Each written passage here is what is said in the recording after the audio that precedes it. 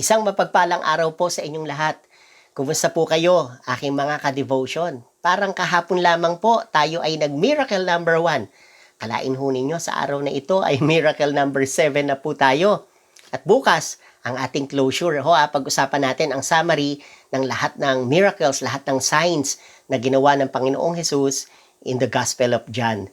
Pero ngayon bibigyan natin ng diin na nagtapos ang Panginoong Jesus with a bang. Napansin ho ninyo na ang isang patay ay binuhay niya.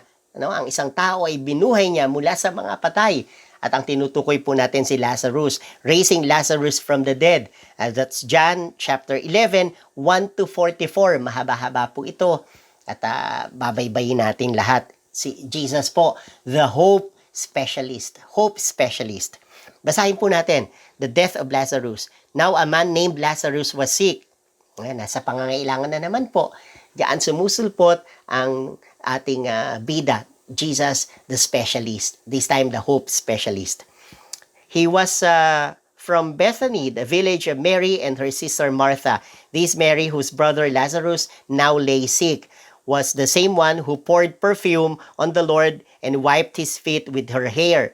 So the sister sent word to Jesus, Lord, the one you love is sick. The one you love is sick. Alam nyo, in our context, pwedeng sabing, the one you love is afraid. The one you love is in need. The one you love is so hungry. The one you love is in lockdown. Nasa pangangailangan po, yun ang punto dito. Dito, mabigat dahil matindi ang sakit ni Lazarus. At may development po ang storye. When he heard this, Jesus said, this sickness will not end in death. Okay? Talking about hope specialist po, hindi po siya natatakot, hindi siya nangangamba, hindi siya apektado ng balita. No, it is for God's glory so that God's Son may be glorified through it. He is indeed our hope specialist. Now, Jesus loved Martha and her sister and Lazarus. So when he heard that Lazarus was sick, he stayed where he was 2 more days. Our God is a God of timing. And then he said to his disciples, let us go back to Judea. But Rabbi, they said, a short while ago, the Jews there tried to stone you, and yet you are going back. Ayan, o pag-ibig, pag pumasok sa puso ni naman, hahamakin ang lahat, masunod ka lamang. Ayan po ay nasa context ng Panginoong Jesus sa pag-ibig po niya kay Lazarus sa magkakapatid. Jesus answered, are there not 12 hours of daylight?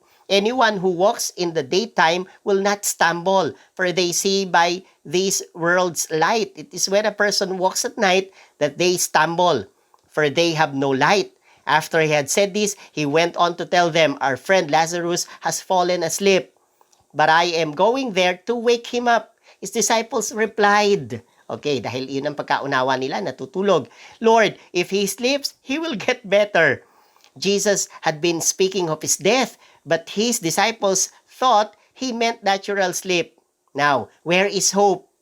Why, Lord? Ito, tingnan nyo So then, he told them plainly, Lazarus is dead. And for your sake, I am glad I was not there so that you may believe. But let us go to him. Dalawang bagay po. Hindi siya nagsinungaling nung unang sinabi niya na natutulog lang. Ang punto, iba talaga ang perspective ng Panginoon. Kung sa atin, patay na, wala nang pag-asa, sa kanya natutulog lang. Pangalawang ibig sabihin po, ay una, hindi siya nagsisinungaling. Pangalawa, iba ang kanyang pagtanaw. Talagang natutulog lang si Lazarus. May kakayanan siya na kahit patay, ay kaya niyang gisingin. Then Thomas said to the rest of the disciples, let us go, that we may die with him. Dahil natatakot na silang bumalik. Inakma daw na pagbabatuhin si Jesus, gusto pa niyang bumalik. From doubting Thomas to hopeless Thomas. Jesus comforts the sisters of Lazarus. Ito na nangyari. On his arrival, Jesus found that Lazarus had already been in the tomb for 4 days. Now Bethany was less than 2 miles from Jerusalem, and many Jews had come to Martha and Mary to comfort them in the loss of their brother. When Martha heard that Jesus was coming, she went out to meet him, but Mary stayed at home. Lord, Martha said to Jesus, if you had been here, my brother would not have died. But I know that even now, God will give you whatever you ask. Ang tapang ni Martha. Ang tindi ng kanyang theology. Minsan ganyan ho tayo, parang biglaan, biglang mabilis magsalita. at para bang masarap pakinggan. Jesus said to her, "Your brother will rise again." Hope specialist po talaga eh. Martha answered, "I know he will rise again in the resurrection at the last day." You see, minsan mas madaling paniwalaan ang future, pero yung now, mukhang mahirap paniwalaan. So Jesus said to her, "I am the resurrection and the life. The one who believes in me will live. Even though they die, and whoever lives by believing in me will never die." Do you believe this? As if to say, I am the hope specialist. "Yes, Lord," she replied. "I believe that you are the Messiah, the Son of God, who is to come into the world." Gusto kong mag-pause doon. Ang sarap pakinggan eh. Parang pag binasa, matindi ang pananampalataya ni Martha eh. Kahit dun sa umpisa pa lang, sinabi ho niya na, "Now, but I know that even now, God will give you whatever you ask." Pagkatapos maya-maya, "I know He will rise again in the resurrection at the last day." At ngayon naman, sinabi niya, "Yes, Lord, I believe that you are the Messiah, the Son of God." Pero mamaya po, masusubok yan. Maya-maya po, makikita nyo. After she said this, she went back and called her sister Mary aside. "The teacher is here," she said, and is asking for you." When Mary heard this, she got up quickly and went to him. Now Jesus had not yet entered the village, but was still at the place where Martha had met him. When the Jews who had been with Mary in the house, comforting her, noticed how quickly she got up and went out, they followed her, supposing she was going to the tomb to mourn there. When Mary reached the place where Jesus was and saw him, she fell at his feet and said, "Lord, if you had been here, my brother would not have died." Magkapatid talaga sila. Pareha sila ng sinabi. "Lord," Martha said to Jesus, "if you had been here, my brother would not have died." Sa verse 21 po iyon si Martha. Okay, pwedeng practical po ang ibig sabihin nun ay masama ang loob nila. Sana buhay siya kung handito ka po, o pwedeng naniniwala silang talagang na-late ang Panginoong Jesus.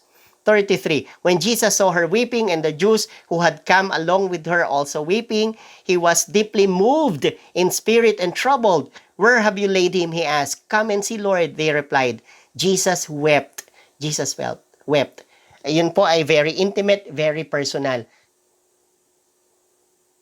Ang ibig sabihin po, he understands. Umiyak ang Panginoong Jesus.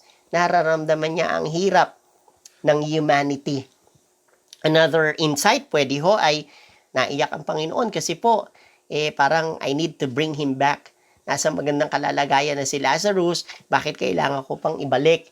Pero pansinin ho ninyo, naiyak siya kasi nakita niya na nagiiyakan ang mga tao, nakita niya na nasaktan ang mga tao, lalo na yung dalawang kapatid, si Mary at saka si Martha. Ibig sabihin, hindi hiwalay ang Panginoon sa nararamdaman ng kanyang mga kaibigan.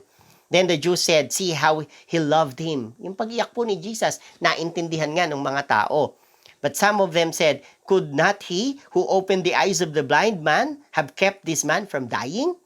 Eto na, 38. Jesus, once more deeply moved, came to the tomb. It was a cave with a stone laid across the entrance. "Take away the stone," he said. "But Lord," said Martha, ito na po yung sinasabi ko, kanina ang daming sinabing pangungusap puno ng pananampalataya sa umpisa. Pero this time, "But Lord," said Martha, the sister of the dead man, "by this time there is a bad odor, for he has been there 4 days." Hopeless case. Iyon na po. Period para sa kanila. Patay na, mabaho na. Lord, 4 days na. Kung ang Lord lang pwedeng sabihin na, ano yung sinabi mo kanina, na naniniwala ka ako ay Son of God, Messiah, ano man ang hilingin ko sa Ama, ipagkakaloob. Dito parang tinuldo ka na, "Lord, wag na po, mabaho na ang aming kapatid." Meron ho bang pagkakataon, mga ka-devotion, na parang tayo mismo tumuldok na, wala na, ito na lang ako. Ito na lang ang aming pamilya. Ito na lang ang aking kakayanan. Ito na lang ang aking buhay. Doon po susulpot sa puntong yon ang ating hope specialist. Tingnan nyo ang nangyari. Then Jesus said, "Did I not tell you that if you believe, you will see the glory of God?" So they took away the stone. Then Jesus looked up and said, "Father, I thank you that you have heard me. I knew that you always hear me, but I said this for the benefit of the people standing there, that they may believe that you sent me." When he had said this, Jesus called in a loud voice, "Lazarus, come out!" The dead man came out, his hands and feet wrapped with strips of linen and a cloth around his face. Jesus said to them, "Take off the grave clothes and let him go." Doon ho nagtapos ang ating storya. Sa punto na walang-wala na, ang pag-asa po ay sumulpot sa persona ng Panginoong Hesus. At bigla na mangha ang lahat. Ang patay na iniiyakan nila, 4 na araw na ang sabi nila ay mabahong-mabaho na, ay biglang tumayo, nabuhay na magmuli. Napakagandang storya. Hindi pa ho ba sapat yon upang tayo ay mamangha ng lubusan sa Panginoong Hesus? Iyan po ay pinakamalaking sign na siya po ay talagang galing sa Ama, na siya po ay Diyos na magiging tagapagligtas sa panahon na ito. At siya po ang Diyos at tagapagligtas ng bawat isa po sa atin. Mga ka-devotion, ano po ang problema natin? Sa sarili, sa pamilya, sa bansa, sa ating church, pagsamasamahin man. Si Jesus po, bumuhay ng patay. Katabi mo siya, hindi nagbago, hindi nagbabago para sa ating lahat. Damhin natin ang mayamang kapahayagan ng ating Panginoong Hesus. See you po bukas at magkakaroon po tayo ng summary ng ating series. Muli po, ito si Pastor Bobot, ang inyong ka-devotion na nag-iiwan ng isang taus-pusong panalangin. May every moment of our lives bring us closer to Jesus, that we may live every second of it for Jesus. God bless you and I'll see you around.